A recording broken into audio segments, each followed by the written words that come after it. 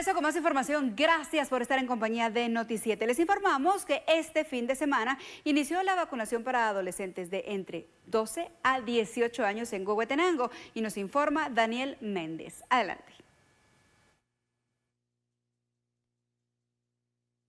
Cientos de adolescentes se hicieron presentes a los centros de vacunación al darse a conocer por parte de las autoridades del área de salud que se aperturaba la vacunación para las edades de 12 a 17 años con alguna enfermedad crónica. Sí, gracias a Dios, pues ya se nos autorizó llevar a cabo la vacunación en los niños de 12 a 17 años que tengan una enfermedad crónica, ¿verdad?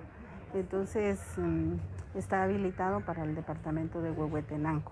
La primera fase es vacunar a los niños con alguna morbilidad y la fase B es vacunar también a los niños que no tienen ninguna morbilidad pero que están contemplados, ¿verdad?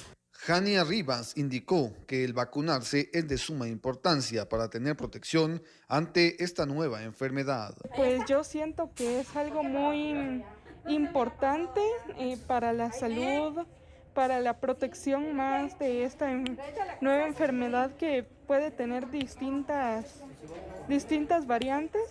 Debido a la gran afluencia de menores de edad, esta semana se habilitaron nuevos centros de vacunación en la cabecera departamental. Con imágenes de Jonathan Castillo, reporta Daniel Méndez. Gracias, Daniel. ¿Y cómo se va a realizar la vacunación en adolescentes en la ciudad capital? Nos informa Mariana Martínez. La niñez guatemalteca está siendo afectado por el COVID-19 y las diferentes variantes. Por esa razón es importante que la niñez de primera línea que sufre de enfermedades crónicas se vacunen. Ya estamos en ese tema, esperamos que en escasos días podamos ya proceder. Sabemos que esta es una población que necesita el apoyo de la vacuna del COVID, principalmente aquellos niños que están con problemas concomitantes, como cáncer, como problemas de la sangre, como otro tipo de inmunodeficiencias. Por lo tanto, es muy importante abarcar esta población, que más o menos es de 2.200.000 personas, y que hay que garantizarles también la vacuna correspondiente, que en este caso pues sería la vacuna Pfizer. ¿Los requisitos para los padres de familia al momento de inmunizar a los niños? Mire, yo diría que es importante el certificado de nacimiento, definitivamente, porque eso va a validar este proceso, así como el DPI de cada uno de los padres que acompañarían a los niños, y ellos serían los responsables de que se les aplique esta vacuna. Afortunadamente, las experiencias que se han tenido en países desarrollados como Estados Unidos han sido sumamente positivos y proclives a que es muy conveniente vacunar a esta población como a toda la población guatemalteca. El ministro de Salud confirma que se iniciará la vacunación a mayores de 12 años en donde haya disponibilidad de la vacuna Pfizer y para aquellos que tengan enfermedades crónicas. Nos informa Jency López. Buenas tardes, compañeros. Recordemos que las autoridades del Ministerio de Salud anteriormente indicaron que la vacunación de menores entre 12 a 17 años de edad sería por fases. Iniciarían con las personas de este grupo etario que tuvieran algún tipo de comorbilidad. Se tiene la proyección de vacunar a más de 2 millones de adolescentes entre 12 a 17 años y precisamente quienes padecen de algún tipo de comorbilidad representan el 0.5% de este grupo, es decir, 10.600 personas. El ministro de Salud, Francisco Coma, nos ha confirmado que ya se inició con la vacunación de menores de edad con algún tipo de comorbilidad en los departamentos en donde se tiene disponibilidad de la vacuna Pfizer. Recordemos que este tipo de vacuna es la recomendada para los adolescentes. Específicamente se nos ha confirmado que ya inició en los departamentos de Huehuetenango y Quiché. Los menores que acudan para recibir la primera dosis a estos centros de salud, a estas áreas de vacunación, deben presentar junto a sus padres una copia del certificado de nacimiento. Mientras tanto, el padre o la madre debe presentar fotocopia de DPI. Hasta el momento no se ha confirmado la fecha en la cual dará inicio el registro para que los menores de edad puedan ser vacunados. Sin embargo, recordemos que ya se inició también con la vacunación de adolescentes quienes se encuentran en estado de gestación, pues ellas también representan un grupo que se encuentra vulnerable ante el COVID-19. Les reiteramos, el ministro de Salud confirma entonces que ya se inició la vacunación de menores de edad con comorbilidades en los lugares en donde se tiene disponibilidad de la vacuna Pfizer. En cámara, Fernando Hernández, con este reporte regreso a Estudios Centrales. Las autoridades guatemaltecas han detectado que muchas de las muertes en la actualidad ya no son propiamente por el COVID, sino por las secuelas que puede dejar esta enfermedad. Nos informa Mabel Saucedo.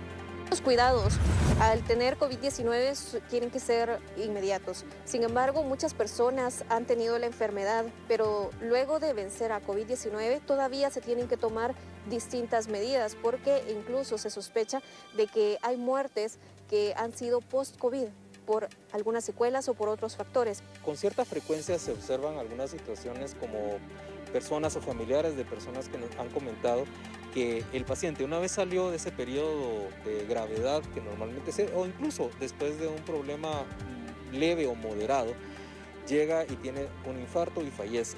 Para el día de hoy no hay datos oficiales específicamente o una estadística que hable de esos casos, porque habría que definirlo, eso es lo que cuesta, pero sí, digamos, hay suficientes indicios para sospechar que posteriormente a una situación de haber salido del tema relacionado al COVID-19 agudo, esa persona necesita ser observada y mantenida en observación, al menos una semana, 2 semanas específicamente, por cualquier tipo de cambio que pueda hacer, con signos vitales específicamente, porque con la variante Delta precisamente observamos de que habían personas que saliendo tenían más probabilidades de tener una coinfección, por ejemplo, o manifestar en un momento dado que pudieran tener un evento de dolor precordial, que le llamamos un dolor en el pecho, que podría estarse asociado a una inflamación en el corazón o a un trombo que probablemente puede irse hacia el corazón, por mencionar algunos. Entonces, la idea es de que la población esté alerta en cuanto a estos síntomas y los pueda comunicar inmediatamente. También los médicos estén alertas a que una vez termine ese tiempo de aislamiento, continúen la observación y le digan en el plan educacional al paciente que estén alertas si en dado caso les manifiestan algún tipo de dolor y no asuman que es por la tensión o por un aspecto de ansiedad. Y Cuba inició este fin de semana con la vacunación pediátrica, es decir, en niños y niñas mayores de 2 años, con la vacuna creada por científicos cubanos. La nación caribeña, que ha desarrollado sus propias vacunas contra el coronavirus, empezó una campaña de inmunización para los menores de 2 a 10 años de edad, para atajar los brotes y casos graves en este grupo etario. La isla se convierte así en uno de los primeros países en vacunar a personas de tan corta edad en el mundo. Soberana 02 y Soberana Plus son las vacunas desarrolladas por médicos y científicos cubanos y que ahora están siendo utilizadas para inmunizar a partir del fin de semana a la población entre los 2 y 10 años de edad. En las semanas anteriores comenzó la vacunación de jóvenes entre 11 y 18 años. El esquema contempla 2 dosis de Soberana 02 y una de Soberana Plus, tal como se ha hecho con los adultos. Las 2 vacunas de Soberana fueron producidas por el Instituto Finley. Sin embargo, Cuba desarrolló otra vacuna llamada Abdalá, creada por el Centro de Inmunología Genética y Biotecnología. Ambos fármacos tienen la autorización de emergencia de las autoridades nacionales, pero aún no están avalados por la Organización Mundial de la Salud.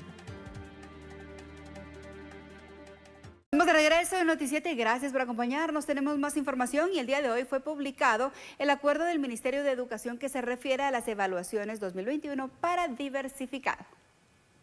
Esta mañana el Ministerio de Educación publicó en el Diario Oficial el Acuerdo Gubernativo 191-2021, donde establece que se exime a los estudiantes del último año del nivel medio ciclo diversificado del año 2021, del requisito de someterse a la evaluación sumativa que practica la cartera desde el 12 de septiembre de 1997. Entre sus consideraciones se explica que el Código de Salud identifica al Ministerio de Salud Pública y Asistencia Social como el rector en la conducción, regulación y vigilancia, coordinación y evaluación de las acciones que se implementarán por la pandemia COVID-19 y sus cepas. Por lo tanto, con base a un oficio de fecha 23 de agosto de 2021, por medio del cual objeta la actividad de evaluación sumativa general dirigida a los graduandos del ciclo diversificado que practica el Mineduc, contempladas en el Acuerdo Gubernativo 670-97, reglamento para la extensión de los títulos o diplomas, por lo que el Ministerio de Educación acredita la validez de los estudios realizados en los centros educativos del Sistema Educativo Nacional. Se tomó la siguiente decisión. Para proteger la salud de los estudiantes, es necesario emitir la disposición legal correspondiente que exima para el presente año la práctica referida a evaluación, la cual es uno de los requisitos para la entrega de los títulos o diplomas, indica el documento.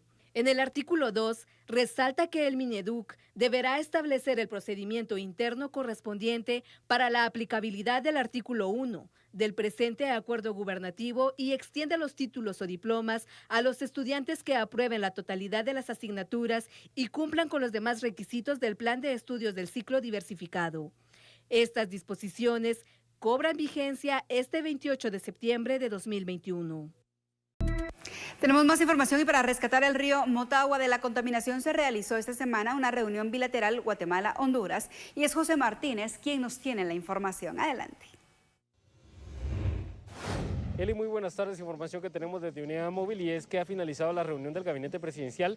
En esta participó hoy por la mañana el viceministro de Ambiente y Recursos Naturales, Ángel Labarrera, quien informó que próximamente se tendrá una nueva reunión con autoridades de Honduras para tratar el tema de la limpieza y saneamiento del río Motagua. Escuchemos. Acá hemos tenido ya conversaciones directas y de manera adecuada con la otra parte, que es el Ministerio de Ambiente. Mi Ambiente ha aceptado cambiar la próxima reunión de la Mesa Técnica Interinstitucional para el día 22 de octubre y se han abordado en distintas reuniones. Las mismas fueron llevadas, una allá en Puerto Barrios, Izabal, entre el señor ministro y la secretaria Liran Rivera en septiembre del 2020 y además la más reciente en junio del 2021. Bien, ahí tenemos entonces las declaraciones del viceministro, quien aclaró también que se han reforestado un total de 145.81 hectáreas en la cuenca del río Motagua, con más de 144.000 árboles. También se informó que se han cerrado vertederos, se han implementado campañas de concientización e información a las personas y en ese sentido también se informa que hasta el momento se han recolectado 633 toneladas de desechos y residuos. Información que tenemos, Eli, desde Unidad Móvil de Noti7. Regreso contigo a los estudios centrales. Buenas tardes. Y más información, el badmintonista nacional Kevin Cordón sigue pasando por un gran momento. Ahora se coronó campeón del Abierto de Guatemala.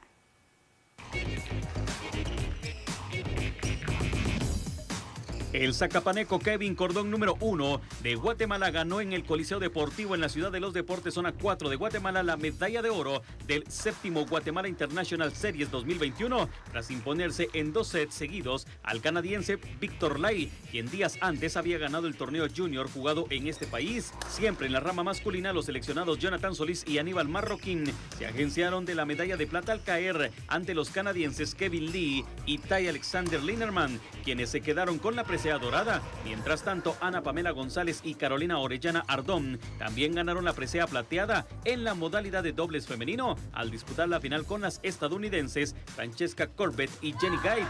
La final de singles femenina fue ganada por la estadounidense Jenny Guide, quien venció en 2 sets seguidos a la india Samayara Panwar por marcadores de 21-6 y 21-9. Este torneo sumó puntos en el ranking mundial de la Federación Mundial de Badminton, en sus siglas en inglés BWF, y fue organizado por la Federación de Badminton de Guatemala.